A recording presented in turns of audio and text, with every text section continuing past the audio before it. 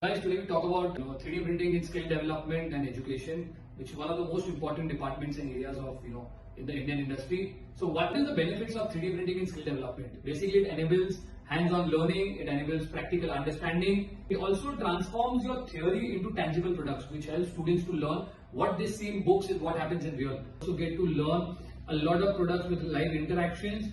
It also develops, one of the most important part is problem-solving skills. Students get a direct interaction with 3D printers, which helps them to develop this skill.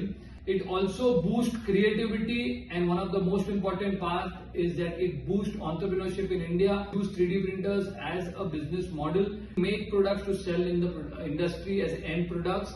It also creates inventors, innovators for the Indian industry, and that also we are talking about inventors and innovators at a very early age. Kids from the age of 8 and 9 years can start using 3D printing technology.